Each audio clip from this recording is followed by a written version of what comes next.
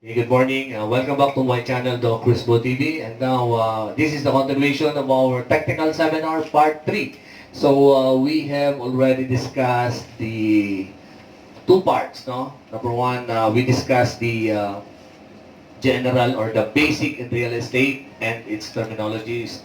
And yung ating lesson 2 pertains to project, design, and description. And now, we'll be now dealing with our lesson 3 or the part 3 of 5 parts of our technical seminar. So welcome to RCD Realty Marketing Corporation, one of the largest brokerage in the Philippines right now. Okay, so we'll be discussing 7 topics under computation and commission. Okay, so this is our discussions. Dito po focus yung ating discussions. We'll be discussing the lot computation, the house and lot computation, in-house computation, bank financing computation, HDMF or what we call the pag-ibig financing computation, commission computation, and of course, computation using factor table. Okay? So, but before that, let us refresh your mind about selling. As we compute, let's do first the what are some of the ideas beyond or behind selling. So, we have a question here. Why do customers stop from being customers? Okay? Kailan daw humihinto yung isang kliyente sa pagiging niyang kliyente? So, mayroon pong survey, no? Sabi dyan, 1% die. So, namamatay. 1%, napakaliit ng porsyento, no? 3% move away, lumayo, no? Lumipat, nag-migrate, no? 5% seek an alternatives, naghanap ng iba, no? Sa halip na bahay, ang binili, kotse. No? Alternatives ba yun? Okay? Then 9% of that go to the competition. Ibig sabihin, in our market, in our business, there's a lot of competitors. Okay? So, 14%, ayan, tumataas po yung percentage. 14% is dissatisfied with product or service. So, hindi niya nagustuhan yung produkto. Okay? So, that is 14%. Okay?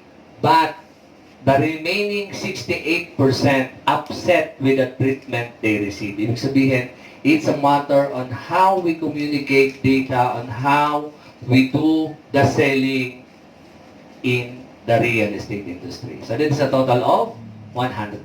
Yan po ang raw data based on what? On a percentage. Okay?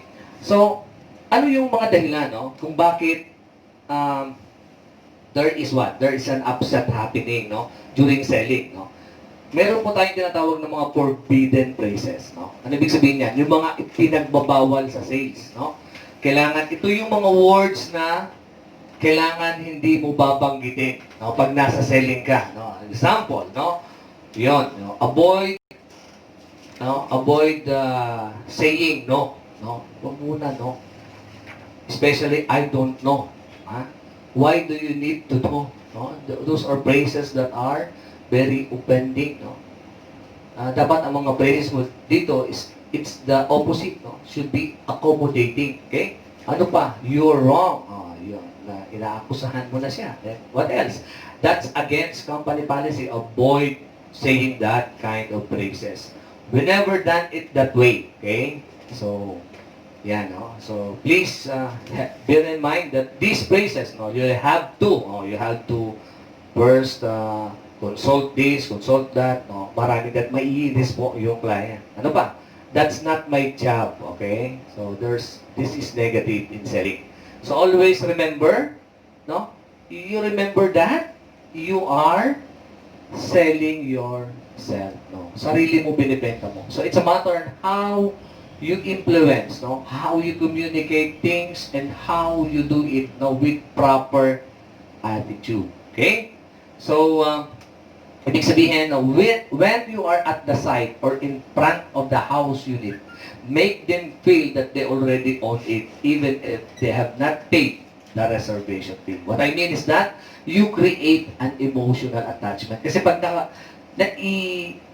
nagkaroon ka ng emotional attachment with your buyer, no? With your client, no? madali mo na po may influence ang iyong kliyente. Okay? So, this, we will now proceed to our computation and computation of units, lot units, and the computation of your commission. So, you must have the following. So, dapat ito po ang bit-bit nyo. Number 1 is pen or pencil. Number 2 is notebook. Number 3 is, don't forget this, calculator. And amortization factor, you have with you your table, subdivision map, to know where your client, yung location of property and the size of the lot. And of course, you should have with you the price list. Okay? Yan po, dapat tandaan nyo na laging nasa bag po ninyo. Okay? So, ano pa? Dapat may dala kayong bag kasi wala kayong paglalagyan yan kung wala kayong bag. Okay? So, what is the foundation? So, meron dapat foundation. If you are in selling, dapat meron kang batayan. No? Ang ibig sabihin, you have this benchmarking. So, ano yung mga pamantayan natin? What are the foundation? Now, for you to have a very good selling skill. So, number 1 is Pareto Law. No? What is Pareto Law? This is authored by Wilfredo Pareto. No? One of the Italian economists. Ang sabi niya, it is what? It is a 20-80 rule. Ano ibig sabihin ng 20-80 rule? Out of 10 people, 8 will say no. 2 lang po dyan ang magsasabi ng yes. Ibig sabihin, pag meron kayong na-recruit na 8 o 10 na buyer, o 10 na client, no? not buyer pala, 10 prospect, 2 lang dyan ang magtutuloy. That is the Pareto Law. Or only 20% will materialize. Okay? So, yan. So, number 2 is, foundation is SW attitude. Ano po yung SW attitude? No? This is our, ito yung ating pamantayan sa sales. No? Some will. No? Some will attitude. Some will buy. Some will not. So what? No? Proceed to the next client. No? Yan po yung format. No? Yan yung formula. So, maraming bibili, maraming hindi bibili, no? You forward. You move forward. Don't quit, but you move forward. Ano pa po yung pamantayan natin? Bunch of apple principle. Ano ibig sabihin ng bunch of apple principle? We will now regroup your people, no? From ripe apple to rotten apple and to unripe apple. Ano ibig sabihin yan? Pag ripe apple, ito na yung magagaling na. It represent the good and the great people. No? Pag rotten, huwag mo ihalo. No? That is an apple, bunch of apple principle. Kasi, pag hinalo mo yan sa rotten apple, no? It will be what? Mas madali mahawa, no? Ng rotten apple. Yung unripe apple, what does it represent? These people needs what? Needs training, needs cultivation, no? For them to be ripe. Okay? Huwag pilitin, no? Dapat, it should undergo a process. Okay? So ano pa? In sales, you should expect discouragement. No? Marami po dyan disappointment, no? Pagka po nawalan ka ng pag-asa o na-discourage ka, meaning is what? Nag-i-evacuate, no? Lumilipat ng ibang channel, no? Don't do that, no? Continue your career in selling. Kasi hindi mo alam, the next will be your first ever success in your life. Okay? So what else? So, according to the research from Stanford University, it is there that people skills is 87% and 13% is product knowledge. So, importante po yung inyong skills. Ano ba yung example ng skills? Communication skills, negotiation skills. Those are your skills. No? Yung closing skills, that's skills. Okay? So, yung product knowledge kasi natututunan yan. But very important yung people skills. And the formula for success and excellent entrepreneur is kailangan average lang ang IQ. Hindi sobrang talino, hindi kailangan yan. Saan ka dapat mataas? You should have high EQ and high AQ. Ano ibig sabihin ng high EQ? Dapat mataas o matibay yung emotional quotient. Okay? High AQ is the adversity quotient, your ability to bounce back. Ibig sabihin, pag nadapa, huwag gumapang, bumangon. Okay? Hindi adversity pag gumapang ka. Okay? So, those are the foundation of a great sales person. No? Just remember that foundation and principle, and then you will what? Go a long, long way in this business. Okay. So let's now move on to the first lesson. No, ang unang lesson natin is the lot computation. Okay? Paano ba yung lot computation? No? So we have here an example from kumuha tayo ng example sa RCD Royal Homes Maribeles, no? So this is an in-house financing, no? Tingnan natin kung paano niya kinompute, no? For example, we have a lot area of 120, no? The cost there per square meter is 5,500. All you need to do is, if you look at the screen, 120 square meter times 5,500 will give you what? 660,000. Then multiply it first with the miscellaneous fees. Ano ba yung miscellaneous fees? That is equivalent to 10% of the lot cost. Pag sinabi mong lot cost, yung 660. So will give you 66. Pag tinotal mo yan, that will give you 726 total contract price. Okay? So, ano yung miscellaneous? These are intended for transferring of your title. No? The transfer of your TCT, or what we call the Owner's Duplicate Certificate of Title. So, 726 total contract price, less po yung 70% of that will be the balance for financing. Matitira po yung 30% that is equivalent to your equity. No? 726 times 70% will give you 508,200. Equity of 270,800, which is equivalent to 30%. Then you subtract the 5,000 reservation fee upon reserving the unit. Magbibigay kayo ng 5,000. Ibabawas po yan doon sa equity. So, it will leave you the net equity of 212,800. Then, i-amortize natin yan o i-monthly yan for 24 consecutive months without interest. So, magkano? 212 divided by 24 will give you 8,866.67 for 24 months. Okay? Then, yung balance po natin kanina na 70%, as you look at the screen, na 508,200, dahil siya ay in-house financing, i-amortize po natin yan ng 5 and 10 years. Okay? So, 5 years is equivalent to 11,304.63. That is 5 years at 12% per annum. So, yung 5 years po, meron niyang equivalent na factor for 12%. No? 12%. Remember, the interest rate is 12%. Okay? 12% is equivalent for, ayan po, nakalagay dyan, 0.02224448. No? Yung balance po na 508, you just multiply it and then you will get the 11,304.63 for 5 years. Remember, no, guys, pagka minultiply mo yung 11,304.63, so for 5 years, that will give you what? Multiply mo na 60, that will give you 678,277.8. No, ibig sabihin, pag binawas mo yung 678 doon sa 508 na inamortize mo, yung principal balance, makikita mo yung balance na 70%. Pag minus mo, the difference of 170,000, that will represent your interest. Yan yung interest for 5 years. Okay? 170,000. Tingnan natin yung sa 10 years. Sabi dito, sa 10 years, you have 8,199.04 times 120 months will give you 983 minus 508,200 will give you 475. Almost double. So ano po ang lesson dyan?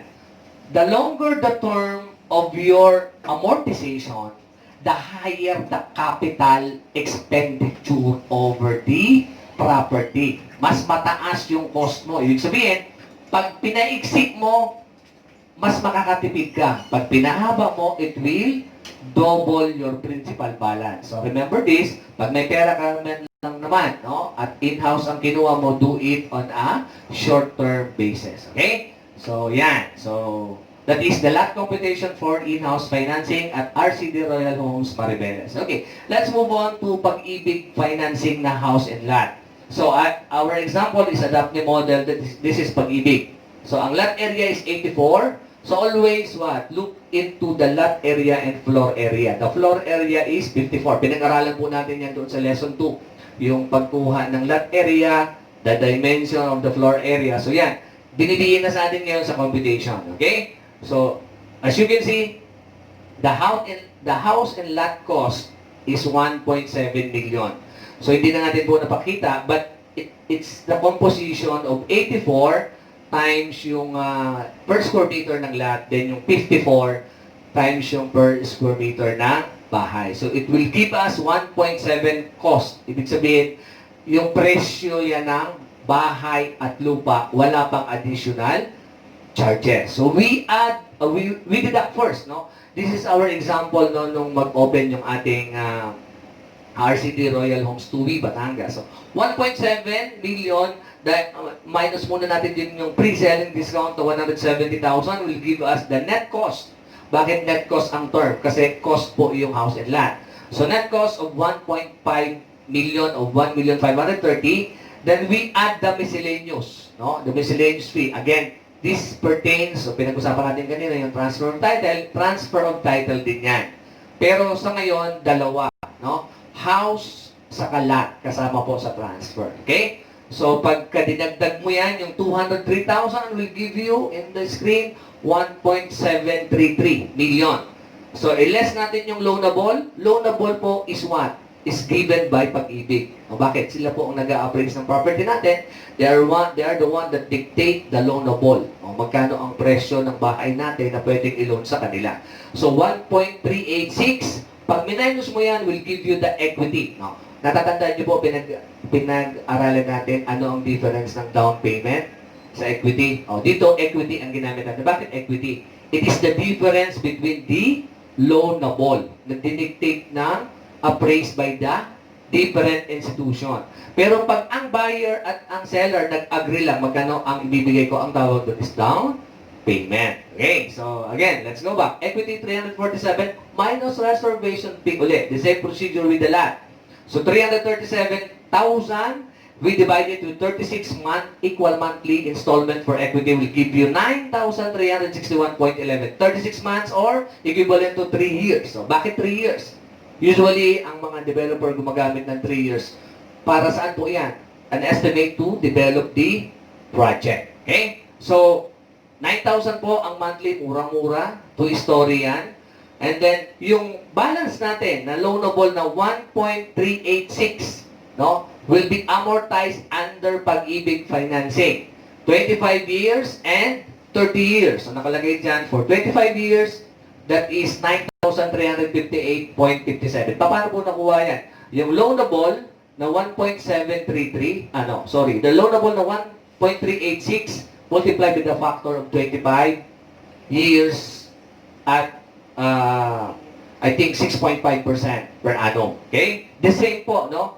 Magkaiba, no? Mas mababa yung 30 years. Okay? So, tandaan nyo po, no? Pag-ibig, ang pinag-uusapan dito is the term. Habang umahaba ang term, yan, bumababa. Okay? Sa bangko, iba po ang pinag-usapan doon. Yung value. No? Habang tumataas ang value, yung rate, nag-a-adjust din po yung rate habang tumataas siya. Okay? So, ayan po, no? That's the computation of our bank financing. Remember, meron pong amortization. Mamaya po, we will discuss the amortization table ng different institution. The Pag-ibig, the bank, the in-house. Okay? So, let's move on to ayan. So, alam mo ba, no, under Pag-ibig, mananatiling pinakababang interest sa mga housing loan programs ng Pag-ibig Fund. Okay? Yung socialized housing, o yung tinatawag nating row houses, 3% per annum, borrow up to 580,000. Okay? Yung regular housing, as low as 5.375 per annum, borrow up to 6 million. Okay? Bakit nagkaroon ng ganyan? Due to the strong collection of member saving and housing loan payments. Napaganda po ng ating monetary and fiscal policy. That's why mababa po ang interest rate. I don't know po now that there is the situation that is happening right now. We have this pandemic, a global situation that is addressed to all of us, no, to different households, to different businesses. Ayan po, no. So somehow there will be a great effect in our lives. So, hold on tight, no? We will surpass this situation. Okay? So, ayan po. We'll now move on to bank financing. So, now let's go on to bank financing. This is a daffodil model at RCD Royal Homes, Tuwi, Batangas. Okay? The same po no, ang procedure with the pag-ibig, no? Ang pagkakaiba lang is with the documentation. Yung documentation we will discuss that on our lesson 5, no? Paano ano ang pagkakaiba ng documentation? But documentation is the same, but different in appraised value. Bakit? Pag-ibig, mababa ang appraised value, no? Dito, ang loanable natin is 1.3. Dito, 1.6.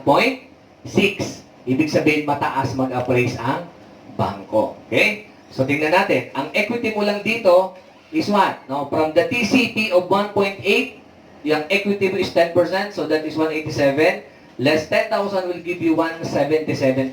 Napakababa ng equity. So, ang monthly mo for 18 months, 9,800 lang. No? 33.33 for 18 months. No interest. That is a straight computation. The loanable of 1.683, no, will give you, we give her the maximum, no? The maximum allowable for the bank is 20 years to pay, which is equivalent to what? To 11,107.06. Paano po yan kinompute? Yung loanable po natin na 1.683 multiply with the factor of 20 years, 20 years, and I think this is 12% per annum. 12. And I will give you what? 11,107.06. 1 year fix. Ang ibig sabihin po ng 1 year fix, naka-lock in siya for 1 year. Meron tayong tinatawag kasi sa bank na 1 year fix and 3 years fixing. Depende po sa inyo kung ano yung gusto nyo. Pag sinabing 3 years fixing, is that what? Naka-lock in ka ng 3 years. Hindi yan tataas, hindi bababa. Whatever happens to the economy, it will remain as fixed kasi fixed nga. Meron din po tayong tinatawag na fixed 5 years. Kaso nga lang, mas mataas na po ang rate nun. Habang tumataas ang term, tumataas din po ang value. So, yun. So, pero the benefit, no, of yours, kasi alam naman natin sa business, very uncertain. Okay? So, depende sa iyo kung ano kukunin mo. 1 year ba? 3 years? Or 5 years? Okay? So, that is bank financing. Now, let's move on to deferred financing. Ito po yung other type of financing that is what? Available to all investors. Yung mga maraming pera dyan, no? Nakatulad ng mga ahente namin nandito ngayon. No? Yung mga present ngayon, 4 lang po ang ahente nandito. Lahat po yan investor. No? Hindi ko alam kung kailan sila kukuha, pero papakita ko na rin ang computation. Okay. So, TCP, for example, yung po yung 1733, minus mo lang yung reservation. After deducting the reservation, yun na po yun. I-divide mo lang into 12. No? 143,583.33. Walang interest. Straight line amortization po ang tawag dyan. So, yung nandito pong 4 na participant ko, yan, kayang-kaya nila yan. There are the very able investor that we have in RCD. Okay. So, let's move on to commission. Dahil na-compute na natin, compute naman natin ang commission. How does the commission computed after selling all of these, no, through bank financing, through pag-ibig financing, through deferred financing, dapat naman meron tayong kikitain. Okay. So, assuming you are a salesperson with a rate of 4.5% commission, the base, for example, is the net, that's amount of 1.7 million. No? You multiply it with your commission rate. No? What is the commission rate? 76,500. No? 76,500, that is gross. No? Kaso lang, pag pinaghati-hatian po natin yan dito sa RCD, nababawasan siya ng rate. Kasi bakit? From the developer to our brokerage, mayroon siyang bawas, no? Na 10%. So, ang net na lang yan to us as broker. Pero gross yan pagdating sa inyo. Oh, that is 68,850. Ngayon, paano mo kukunin yung VAT sa withholding tax? So, pinapakita ko yung buong matatanggap ninyo. But for the record lang, no? Sa atin kasi, we do it on an installment basis, no? So, installment din ang bigay sa inyo. Yung computation po nandyan is the whole computation of your commission. So, yung base po natin na 68,000 divided by 1.12 para makuha mo yung gross na pwede mo, yung net, no? Para makuha mo yung net of VAT. So, divided by 1.12 times 12% will give you 7,300. So, again, to compute for the withholding tax, yung base uli natin, divided by 1.12, okay? Then, multiply by 10%, no? Pero remember, no, we have revenue memorandum right now, no? Pagdating po sa withholding tax, merong naka-classify na 10, may naka-classify na 12%. Depende sa threshold, no? Yung gustong kikitain mo for the year. So, remember that. We will discuss that on our documentation. Okay? The total deduction is 13,524. The commission release is what? 55,325.89. Okay? Okay na ba sa yung 55,000 isang araw? Okay na. Kasi kaya nyo mabayaran kanina yung 143, 55 lang ito, no? Isang araw. Kaya, di ba? You're the best investors we have in RCD. Okay, let's move on to amortization factor. Ito po, papakita ko sa inyo amortization factor ng Pag-ibig Fund. Okay? Yan po yung Pag-ibig Fund. So, makikita nyo po dyan, yung number of years, the maximum is 30 years. No? We have the minimum 6%, 7%, 8.5%, 9.5, 10.5. Yung may mga column po, no? First column, second column, that represents different factors, no? Pag sinabi natin factors, pag yan minultiply nyo doon sa loanable, it will give you the principal and the interest. Pag kinumbine nyo po yung principal interest, that will give you the monthly amortization. So, titingnan nyo kung anong number of years at kung ilang years. So, nandyan po yan. Then, sa baba, meron po tayo diyang classification ng interest rates. May loan amount, and then we have the interest rates. Okay, we will discuss this in detail pagdating po natin sa documentation. No? Pinapakita ko lang sa inyo na this is the factor table for Pag-ibig. Okay? We have also factor table for the bank. Pag sinabing bank, kanina 30 years, ngayon makikita niyo po doon sa banda taas, that is 20 years lang maximum. Okay? But remember now guys, pag sinabi nating factor, that is universal. Pansinin niyo po, kung ano yung factor rate dito ng 5 years at 9% is also the same in the Pag-ibig Financing, 5 years and 9%. Universal yan.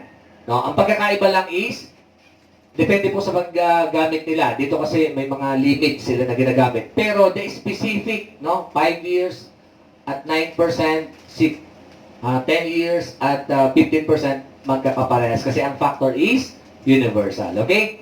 So, pababa po yung term.